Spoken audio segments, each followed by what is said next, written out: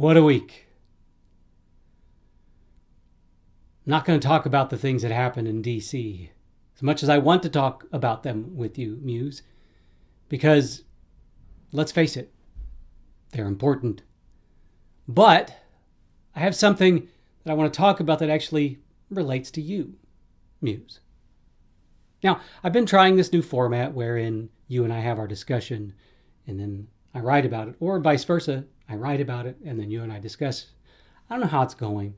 I don't know if people like it or not. I don't know if people even ever want to hear our little conversations that we have together. Maybe they just don't want to hear me. Maybe I should just record you, Muse, and let people listen into what you think. That's kind of hard because you're elusive. Anyway, I want to talk about something, as I want to do. So, I don't talk to my family much about my work. Why? Well, it's not that they're not interested. It's not that they don't support me. They do. It's that usually what I write about is not in their wheelhouse. And that's okay. I'm okay with it. I really, really am. Everybody has their shtick. Everybody has the things that they like. And most often people don't generally venture out beyond those things very often. I tend to sometimes. I'll seek out something that I don't generally consume and give it a try. Every once in a while I find something that I really like. And sometimes I think they're stinkers and move on. No harm, no foul. Anyway, so this past weekend, for whatever reason, I decided to tell the wifey, aka wife, about the book that I'm going to write next because I finally decided upon it.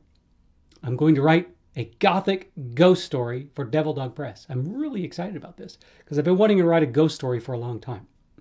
Well, I didn't know what I was going to be writing next because, I wait for the universe to tell me, and well, the universe told me.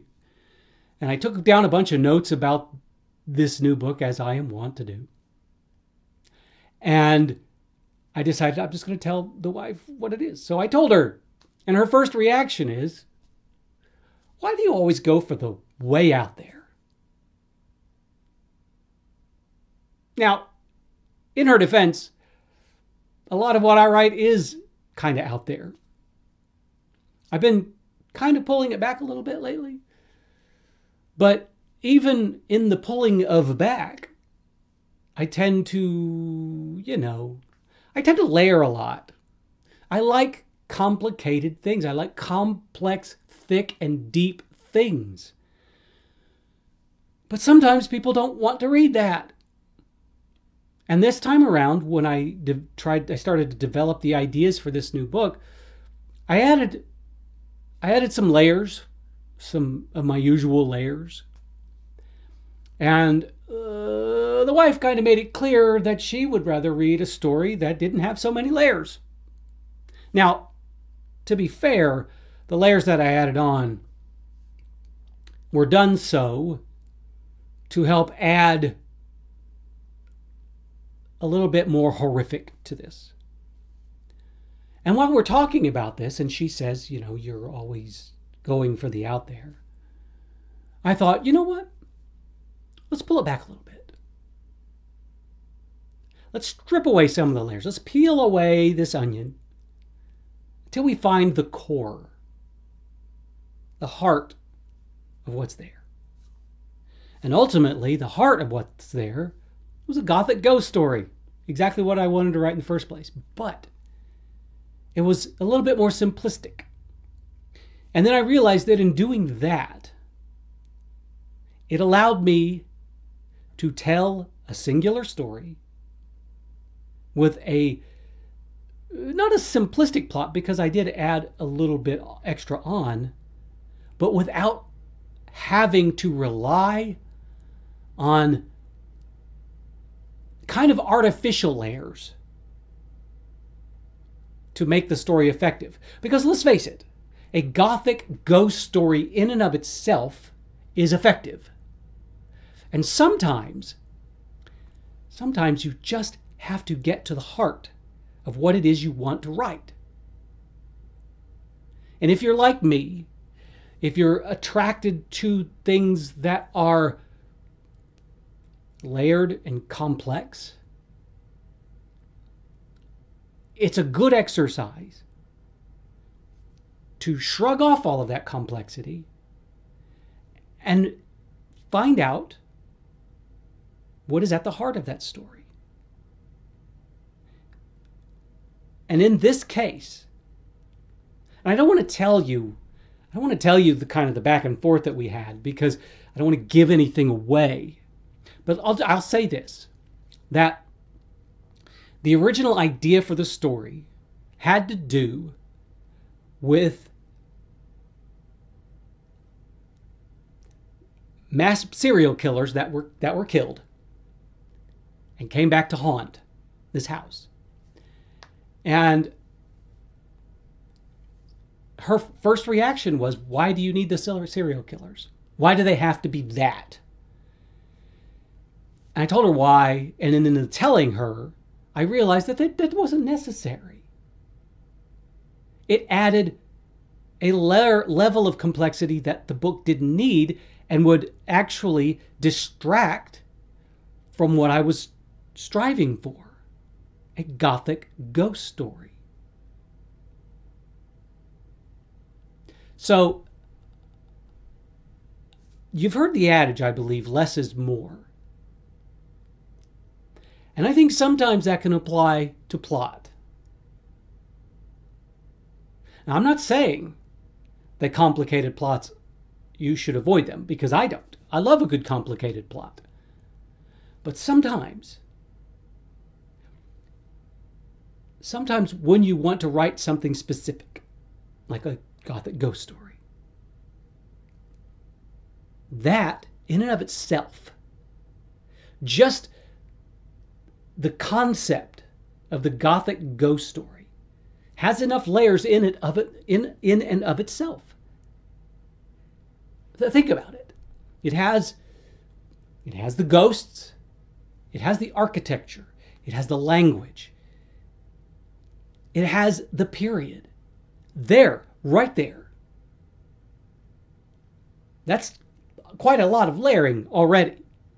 And then when you start piling on that layering, it can become overly complicated, overly heavy. Now, that doesn't mean that the plot has to be overly simplistic. I mean, what is, if you really strip it down, what is the simplistic plot in this case? Oh, there are ghosts in the house, and the owners of the house have to get rid of them. There's the simplistic plot. That, to me, is boring. So, what I was able to do, however, was to find that space between the simplistic and the overly complex being the added layers of the ghosts being serial killers, and find the middle ground.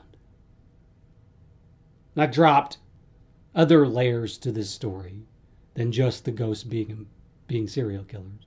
Because originally the idea was going to kind of fall into my usual idea of turning the mirror on society and showing society who the real monster is.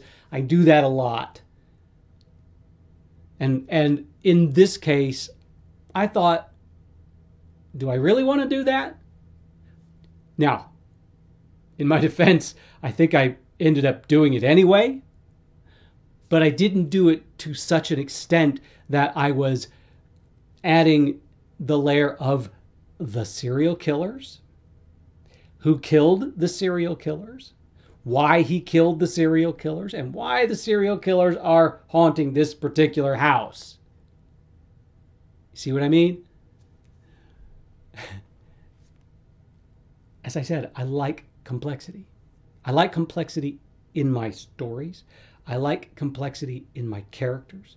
I like complexity in my narrative. I like complexity in my sentence structure.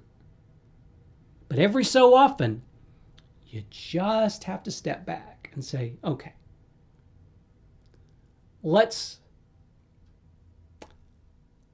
I could say let's write something with a bit more commercial viability. That's legitimate. I could also say something like, let's write something that more easily and better honors the genre or the heart of this story. Because, I mean, think about it. When we're talking about a Gothic anything, I'm not talking about goths. I love me some goths. I was a goth for a long time. I'm not talking about goths. I'm talking about Gothic. Think Frankenstein. Think Dracula. Gothic. That subgenre has already embedded within it a lot of complexity. A lot of absolutely fascinating and beautiful and wonderful elements that can be used in the narrative. Why not? Because you're writing a Gothic story, why not use that as one of your primary layers? Because when you write a Gothic story, readers are going to expect a Gothic story. They're going to expect the elements of a Gothic story. If you add on, just keep adding on to that, the sandwich is going to get so big, they can't shove it in their mouths. Anyway, so this was one of those instances where I was glad that I actually brought up my next work to a family member so they could go, maybe not this time. Of course, the next book I'll go back to good old Jack. Just Jack. I'll go back to that. I don't know what that book will be. But anyway, hey, almost done with Fear 3. Almost done. Probably within the next week, I'll get done with the first draft of Fear 3. Toi. I'm excited about this one. I think it's really cool. It's the Fear series. What's not to love about snarky cannibals? If I were a cannibal, you could be damn sure I'd be snarky. Anyway, that's all I got this week, Muse. Fans of you have fans. Your fans can not just listen and watch our conversation, they can read about it. What's next? What am I going to add next to it? A podcast? So you can read, watch, and listen? Oh my gosh, I'm adding more layers. I can't stand it. Stop me now, Muse. Stop me before I am no longer awesome.